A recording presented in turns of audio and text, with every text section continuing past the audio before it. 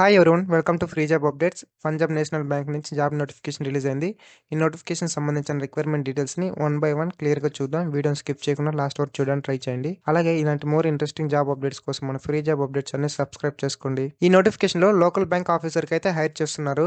Total గా మనకి 545 vacancies ఉన్నాయి. సాలరీ చూసుకుంటే 48,480 రూపీస్ ప్రొవైడ్ చేయడం జరుగుతుంది. ఫస్ట్ 7 ఇయర్స్ వరకు ఇయర్ కి 2000 ఇంక్రిమెంట్ ఉంటుంది. తర్వాత నెక్స్ట్ 2 ఇయర్స్ వరకు 2340 రూపీస్ ఇంక్రిమెంట్ ఉంటుంది. తర్వాత నెక్స్ట్ 7 ఇయర్స్ వరకు 2680 రూపీస్ ఇంక్రిమెంట్ ఉంటుంది పర్ ఇయర్ కి. అంతేకాకుండా బేసిక్ సాలరీతో పాటు అడిషనల్ గా dearness allowances, CCA, HRA, leased accommodation, leave fare conjunction, medical insurance, retirement benefits అయితే ప్రొవైడ్ చేయడం జరుగుతుంది. Online application opening date and closing date చూసుకుంటే 20 జూలై 2026 నుంచి 9 ఆగస్ట్ 2026 వరకు అయితే అప్లై చేసుకోవచ్చు.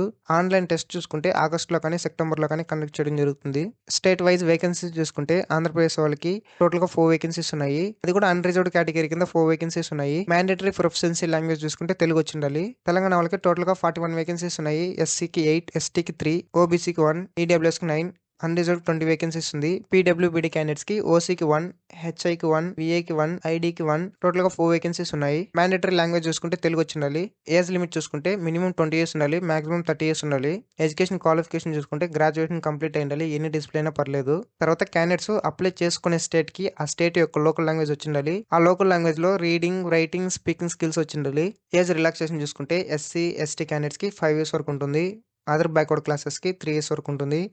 బెంచ్ మార్క్ డిజేబిలిటీ క్యాండిడేట్స్ కి 10 ఇయర్స్ వరకు ఉంటుంది. ఎక్స్ సర్వీస్ మెన్స్ కి 5 ఇయర్స్ వరకు ఉంటుంది. 1984 ఇయర్స్ లో ఎఫెక్ట్ అయిన పర్సన్స్ కి 5 ఇయర్స్ వరకు ఉంటుంది. సెలక్షన్ ప్రాసెస్ చూసుకుంటే ఆన్లైన్ టెస్ట్ కండక్ట్ చేయడం జరుగుతుంది.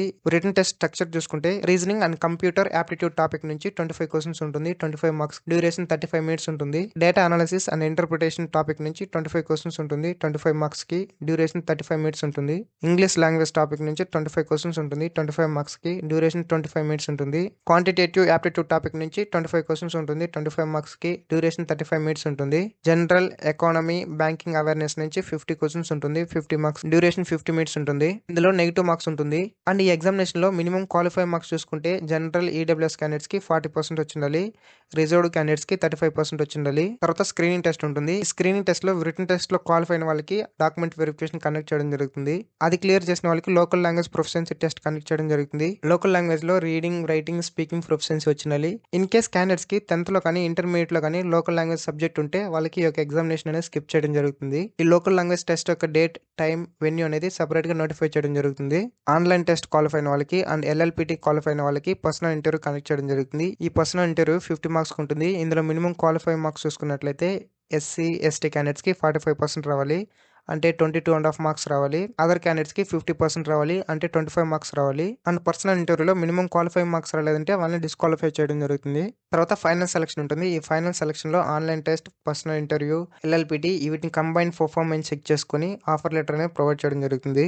ఎగ్జామినేషన్ సెంటర్ చూసుకుంటే ఆంధ్రప్రదేశ్ వాళ్ళకి విజయవాడ కానీ, గుంటూరు కానీ, విశాఖపట్నం, తిరుపతి, శ్రీకాకుళం, రాజమండ్రి, ఒంగోలు ఈ ప్లేసెస్ లో కండక్ట్ చేయడం జరుగుతుంది. తెలంగాణ వాళ్ళకి హైదరాబాద్, వరంగల్, మహబూబ్ నగర్, కరీంనగర్, ఖమ్మంలో కండక్ట్ చేయడం జరుగుతుంది. ఎగ్జామినేషన్ సెంటర్ లోపల ఈ యొక్క స్టేషనరీ ఐటమ్స్ కానీ, ఎనీ కమ్యూనికేషన్ డివైజెస్ కానీ, other items like goggles, hand bags, hair pins, hair band, belt, caps, so ఇవన్నీ తీసుకెళ్ళకూడదు. And ornaments item, any watches కానీ, రిస్ట్ వాచ్ కానీ, కెమెరా కానీ, అండ్ ఎనీ మెటల్ ఐటమ్స్ కానీ, ఎనీ ఈటబుల్ ఐటమ్స్, సో ఈ items అన్ని prohibited కాబట్టి మనం తీసుకెళ్ళకూడదు. ఇన్ కేస్ మనం తీసుకువెళ్ళినట్లయితే అక్కడ ఎటువంటి సేఫ్ కీపింగ్ అయితే ప్రొవైడ్ చేయరు. అప్లికేషన్ ఫీజు చూసుకుంటే SC, ST, PWBD candidates 50 rupees pay చేయాలి. జిఎస్టీ యాడ్ చేసుకుంటే 59 రూపీస్ పే చేయాలి. అదర్ క్యాండిడేట్స్ 1000 రూపీస్ పే చేయాలి. జిఎస్టీ యాడ్ చేసుకుంటే 1180 రూపీస్ పే చేయాలి. సార్ అప్లికేషన్ ఫీజు పే చేసిన తర్వాత రీఫండ్ అయితే చేయరు. పేమెంట్ మోడ్ చూసుకుంటే ఆన్లైన్లో మాత్రమే పే చేయాలి. అది కూడా only debit card, RuPay, visa, master card, credit card, internet banking, IMPS, cash cards, mobile wallets, UPI ద్వారా మాత్రమే పే చేయాల్సి ఉంటుంది.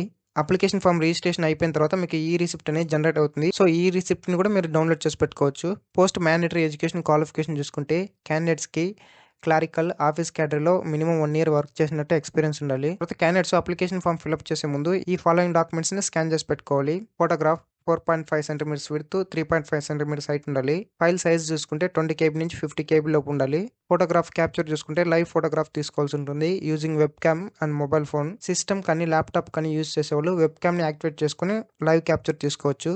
In case mobile phone use చేసినట్లయితే అక్కడ మనకి click here to scan option ఉంటుంది. దానిపైన క్లిక్ చేస్తే మనకి క్యూఆర్ కోడ్ అనేది ఓపెన్ అవుతుంది.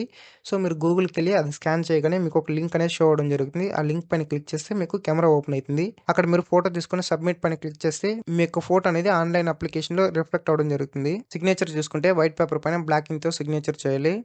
ఫైల్ సైజ్ చూసుకుంటే 10 కేబీ నుంచి 20 కేబీ లోపల ఉండాలి. ఓన్లీ క్యాపిటల్ లెటర్స్‌లో ఉండకూడదు. మిక్స్డ్ లెటర్స్‌లో ఉండాలి. లెఫ్ట్ హ్యాండ్ థంబ్ ఇంప్రెషన్ చూసుకుంటే 3 సెంటీమీటర్స్ విడ్త్, 3 సెంటీమీటర్స్ హైట్ ఉండాలి. ఫైల్ సైజ్ చూసుకుంటే 20 కేబీ నుంచి 50 కేబీ లోపల ఉండాలి. ఫైల్ టైప్ వచ్చి జేపీఈజీ ఫార్మాట్‌లో ఉండాలి. హ్యాండ్ రిటన్ డిక్లరేషన్ చూసుకుంటే 10 సెంటీమీటర్స్ విడ్త్, 5 సెంటీమీటర్స్ హైట్ ఉండాలి. ఫైల్ టైప్ వచ్చి జేపీఈజీ ఫార్మాట్‌లో ఉండాలి. ఫైల్ సైజ్ చూసుకుంటే 50 కేబీ నుంచి 100 కేబీ లోపల ఉండాలి. ఈ టెక్స్ట్ అనేది ఓన్లీ క్యాపిటల్ లెటర్స్‌లో ఉండకూడదు. మిక్స్డ్ లెటర్స్‌లో ఉండాలి. తర్వాత క్యాస్ట్ సర్టిఫికేట్ కానీ, డిసేబిలిటీ సర్టిఫికేట్ కానీ పీడీఎఫ్ ఫార్మాట్‌లో ఉండాలి. ఫైల్ సైజ్ చూసుకుంటే 500 కేబీ క్రాస్ అయి ఉండకూడదు. ఎడ్యుకేషన్ క్వాలిఫికేషన్ డాక్యుమెంట్స్ వచ్చి పీడీఎఫ్ ఫార్మాట్‌లో ఉండాలి. 500 కేబీ క్రాస్ అయి ఉండకూడదు. పోస్ట్ ఎడ్యుకేషన్ క్వాలిఫికేషన్స్ వచ్చి పీడీఎఫ్ ఫార్మాట్‌లో ఉండాలి. 500 కేబీ క్రాస్ అయి ఉండకూడదు. సో, ఇది ఈ నోటిఫికేషన్ సంబంధించిన రిక్వైర్మెంట్ డీటెయిల్స్. డిస్క్రిప్షన్‌లో అప్లై లింక్ ప్రొవైడ్ చేశాను. దానిపైన క్లిక్ చేసుకొని మీరు డైరెక్ట్‌గా అప్లై చేసుకోవచ్చు. ఇలాంటి డైలీ జాబ్ అప్డేట్స్ కోసం మన ఫ్రీ జాబ్ అప్డేట్స్ అన్ని సబ్స్క్రైబ్ చేసుకోండి. అలాగే బెల్ ఐకాన్‌ని ఎనేబుల్ చేసుకోండి. అలా ఎనేబుల్ చేయడం ద్వారా మేము వీడియోస్ అప్లోడ్ చేసిన వెంటనే మీకు నోటిఫికేషన్ ద్వారా రావడం జరుగుతుంది. అండ్ ఈ నోటిఫికేషన్ సంబంధించి మీకేమైనా డౌట్స్ ఉన్నట్లయితే కామెంట్ చేయండి. And thanks for watching.